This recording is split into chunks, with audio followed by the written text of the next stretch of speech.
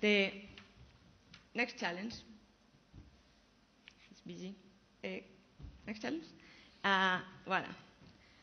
Lack of digital literacy and skills. We can have really wonderful content, perfect digital market. We can have really the best networks that still 1/3 of Europeans have never used internet. So there is certainly a lot of work to do in this field. You see how it is directly related with age and directly related with level of education. So there is certainly a lot to do in this field if we want to have really take-up. Huh? Another one. This one is difficult also to explain, because what we want to show is that there are really a lot of missed opportunities in addressing societal challenges. This figure is only reflecting the increase of the percentage of GDP that long-term care and health care is the forecast, and it's huge. And this is just a challenge. We have a climate change challenge. We have e-government challenge. This is just an example. And the good news is that investing more in e-health services and application could dramatically improve the range and quality of care available. And just think of telemedicine and portable devices. They can offer a revolution in freedom of movement for patients and, in addition, saving everyone's money. I think that e-health is certainly a field where the technology is more mature than the market, unfortunately. And this is, here I think I finished with my, no, there's still a last challenge, let's not forget it, research and innovation.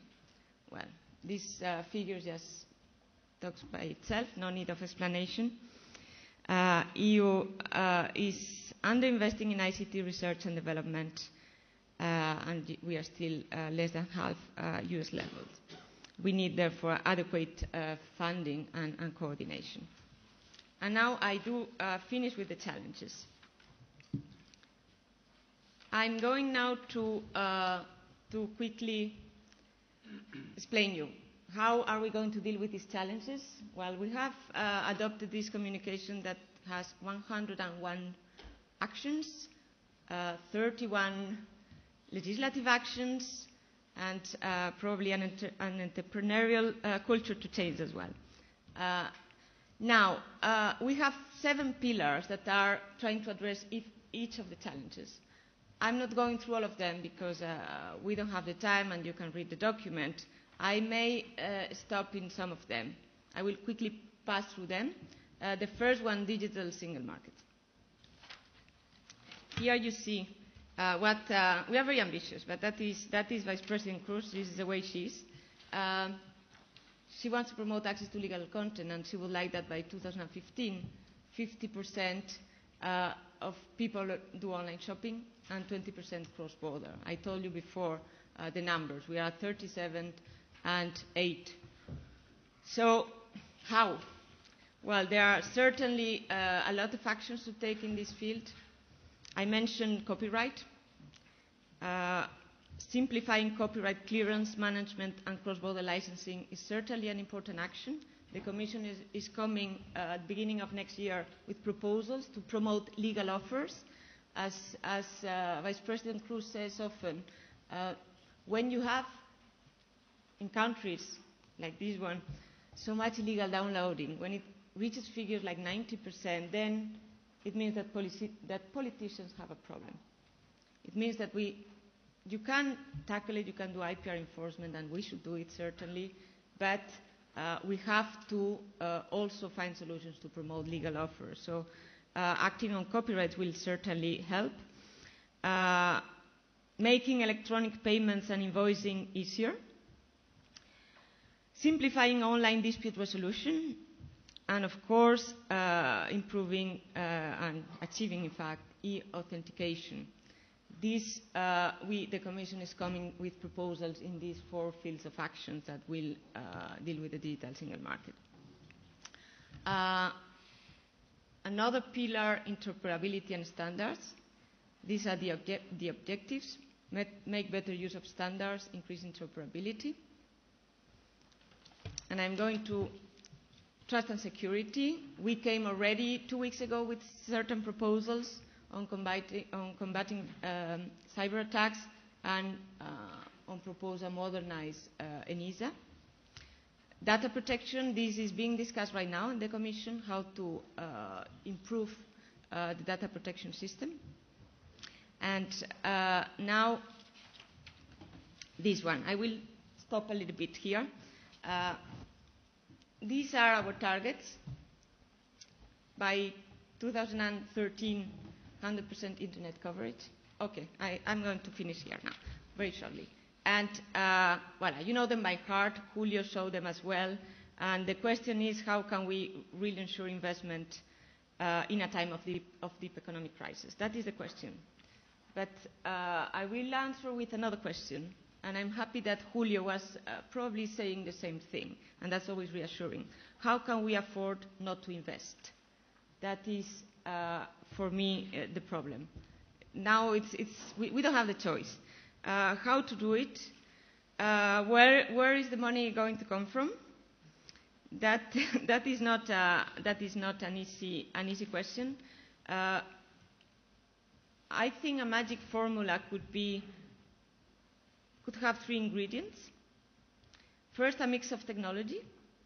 Second, many sources of funding. And third, limiting costs. And this one is probably the easiest one, limiting cost.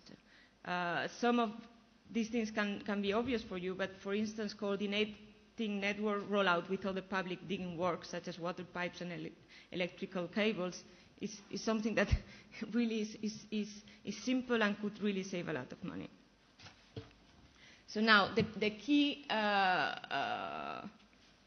issues that will be discussed and are being already discussed in the near future, well, there was discussion already about net neutrality. This is obviously going to be one of them. The person just in the first row was saying, well, what is impeding you, Telefonica, to ask Google to pay money? Well, legally nothing, but as he explained, maybe for market reasons this is a difficult thing. This debate is really now being had. I hear the proposal of collective solutions. Very good, collective solutions are good, but obviously we have to respect competition rules, which is always the challenge when a lot of operators sit around a table and present something collectively. So this is you need to find the right balance. Universal service, another key topic. Should universal service play a role in this, in managing coverage? We have listened to the huge figures that Julio was mentioning. It's billions. And then it is crucial to determine whether an extended universal service obligation would need to be funded if existed by the telecom sector. I think that Vice President Cruz has passed the message already. Last week she was giving a speech saying, well, listen, before deciding anything like that, the possible impact on all economic actors has to be kept in mind. Now, I will just show you because I really need to take my train. I just show quickly that we are dealing with, these are the objectives for skills. You can show them as I conclude. What would I conclude? You are going to see, I've seen the program for this seminar. I must say I'm very jealous that I cannot stay here because it really looks great.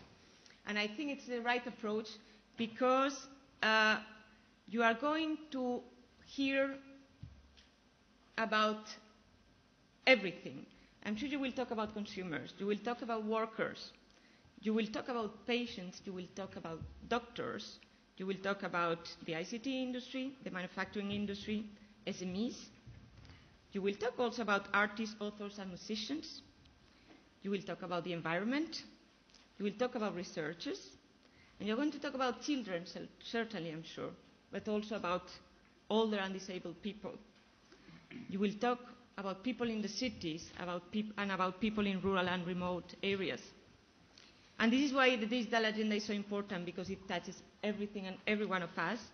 And we have so much at stake that we cannot afford getting it wrong. Our jobs, our health, our standards of living, and our ability to leave this world a better place than when we arrived, this all pivots around maximizing the potential of ICT. Thank you very much.